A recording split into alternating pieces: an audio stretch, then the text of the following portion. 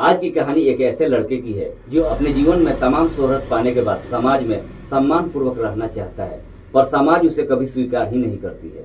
देखा जाए तो हमारे समाज में भेदभाव का इतिहास काफी पुराना है। नमस्कार, सलाम, सत श्री अकाल। मैं हूँ रजनीश और आप देख रहे हैं माही न्यूज। दरअसल आज की जो कहानी आपको सुनाने जा रहा हूँ, यह कहानी है उत्तर प्रदेश के शहर प्रयागराज की। इसी प्रयागराज का एक मोहल्ला है जीटीबी नगर, जहां पर विनोद कुमार शर्मा अपनी पत्नी और 4 बच्चों के साथ रहता है। इसमें से तीसरे नंबर का एक बेटा है आशीष कुमार।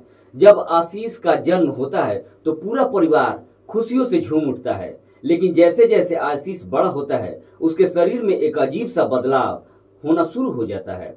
दरअसल आशीष पैदा तो लड़का होता है, पर इसकी हरकतें बिल्कुल लड़कियों जैसी होती है। वह लड़कियों के साथ उठना बैठना बातचीत करना उसे बहुत अच्छा लगने लगता है। यही नहीं, वह अपने घर पर होता है तब लड़कियों के कपड़े पहनना, लड़कियों की तरह मेकअप करना, यह सभी काम करता है। हालांकि शुरू में विनोद का परिवार आशीष के इस बदलाव को समझ नहीं पाते हैं।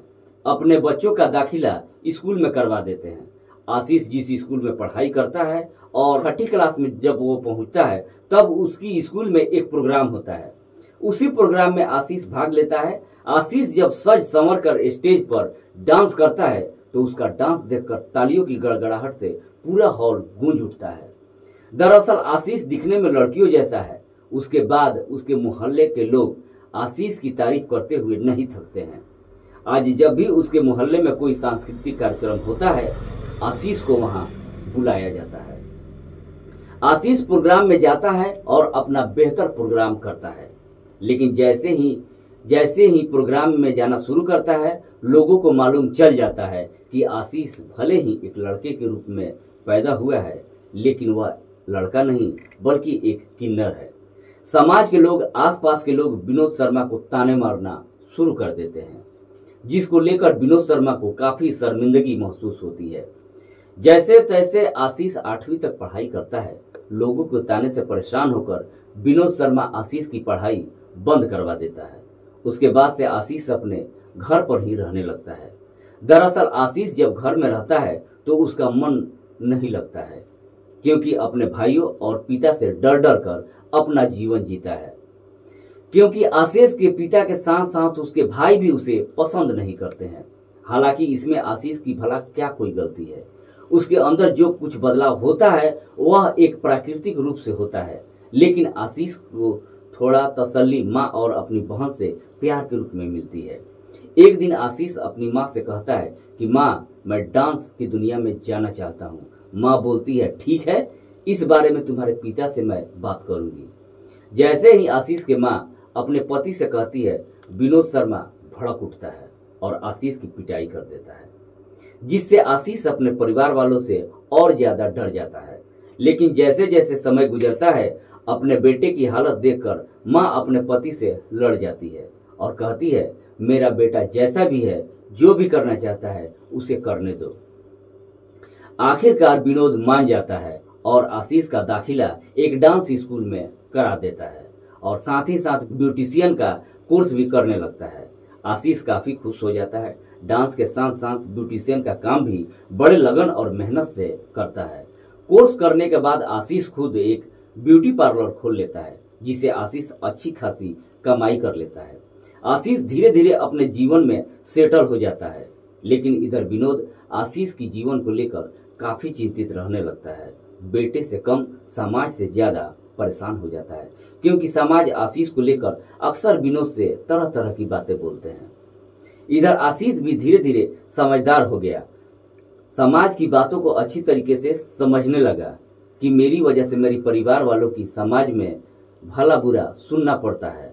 आखिरकार आशीष एक फैसला लेता है। वह घर छोड़ देता है। घर छोड़ने के बाद केंट मोहल्ले में ही एक किराए का कमरा लेकर रहने लगता है। बीच बीच में छुप छुप कर अपने परिवार से मुलाकात भी करता है। लेकिन जब आशीष जवानी की दहलीज पर कदम रखता है, उसका शरीर बिल्कुल महिलाओं जैसा बदल जाता है, जिसको लेकर आशीष को कोई अफसोस नहीं होता है, क्योंकि आशीष अपने जीवन में जो कुछ भी चाहता है अपने मेहनत और लगन से हासिल करता है। आशीष अपने इलाके में डांस प्रोग्राम करता है और उससे पैसे कमाता है। देखते ही देखते काफी मशहूर हो जाता है। इतना सब कुछ हासिल हो जाने के बाद समाज से जब अपना हक मांगता है तब समाज उसे स्वीकार नहीं करता है, क्योंकि आशीष मर्द के रूप में है और न ही औरत के रूप में है। आखिरकार थक हार कर आशीष समाज से मदद की उम्मीद छोड़ देता है और जो भी पैसा कमाता है गरीब बच्चों के बीच दान कर देता है। साथ ही साथ आशीष अपना एक स्कूल खोलता है जिसमें खुद बच्चों को फ्री में डांस और ब्यूटिशियन का कोर्स करवाता है। आशीष को भले ही यह समाज अपनाने के लिए तैयार नहीं है, पर आशीष ने अपनी काबिलियत से समाज को दिखा दिया कि वो भी किसी से कम नहीं है। फिलहाल आशीष गरीब बच्चों की सेवा करता है और कभी कभी अपने घर परिवार से मिलने भी जाता है। आशीष अपने जीवन में इतना बदलाव कर लेता है कि अब उसके माता पिता भी उससे बेहिंतहा प्यार करने लगते हैं। लेकिन इसके बावजूद भी आशीष के जीवन में एक अधूरापन सा है। आशीष दौलत शोहरत तो हासिल कर लेता है, अपनी कमाई से समाज की सेवा भी करता है, फिर भी तन्हा एवं गुमनाम जिंदगी जी रहा है, क्योंकि उसका दुख बांटने वाला कोई साथी नहीं मिला है। अब आशीष को साथी की उम्मीद भी नहीं करता है। फिर भी आशीष कहता है कि मैं अपने इस जीवन से बहुत खुश हूँ। आशीष उन तमाम लोगों के लिए मिसाल बनना चाहता है जो इस दुनिया में उसके जैसा पैदा हुए हैं। आशीष कहता है कि इस दुनिया में जो भी किन्नर बनकर आता है उसमें उसकी कोई गलती नहीं है। अगर भगवान ने हमें ऐसा ही बनाया है तो हम ऐसे ही खुश हैं। अब यह समाज हमें अपनाए या न अपनाए हमें कोई फर्क नहीं पड़ता है। इसलिए आशीष अब दिल खोल करके अपनी जिंदगी जीता है। दोस्तों, इस कहानी के बारे में आप क्या सोचते हैं? आप आशीष के बारे में क्या सोचते हैं? कमेंट करके जरूर बताएं। फिर मिलते हैं एक सच्ची घटना के साथ। तब तक के लिए जय हिंद, जय भारत।